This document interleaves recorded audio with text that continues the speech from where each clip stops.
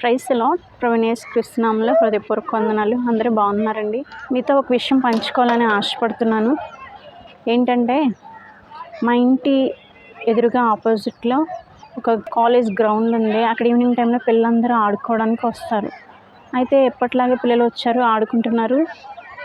సరదాగా నేను కూడా చూడడానికి పైకి వచ్చాను. పిల్లలు ఆడుకుంటూ హ్యాపీగా చక్కగా నవ్వుకుంటూ ఆడుకుంటూ ఉంటున్నారు. అయితే ఇంతలో ఒక పాప పడిపోయింది. అయ్యో పడిపోయింది అని అనుకున్నాం.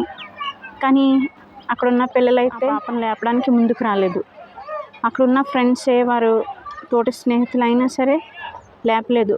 తన్ని హేళన చేస్తూ వచ్చారు, నవ్వుతూ వచ్చారు. కానీ ఆ పాపని పైకి లేపుదామనే ఆలోచన ఎవరికీ లేదు.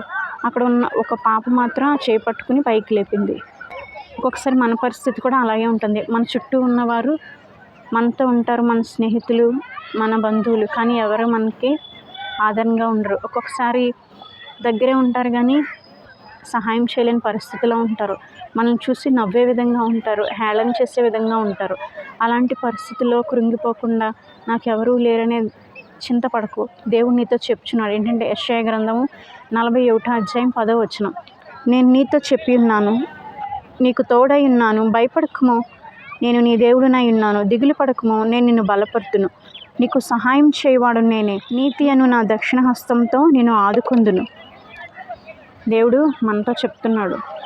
ఎవరు మనకి లేరు కదా, తోడు ఎవరు లేరు నా వాళ్ళని నువ్వు దిగులు చింత పడాల్సిన పని లేదు. దేవుడే నీకు ఆశ్రయదుర్గం, ఆయనే నీకు సహాయము. బట్టి స్నేహితులు, బంధువులు, దగ్గర వాళ్ళు ఎవ్వరూ నిన్ను పట్టించుకోకపోవచ్చు. నీ యొక్క బాధల్లో నిన్ను చూసి నవ్వచ్చు, హేళన చేయొచ్చు. కానీ యేసయ్య నీతో చెప్తున్న మాట ఏంటంటే, భయపడకము, దిగులు పడకము, నేను నిన్ను బలపరుతును, నీతి అనే నా దక్షిణ హస్తంతో నేను ఆదుకొను.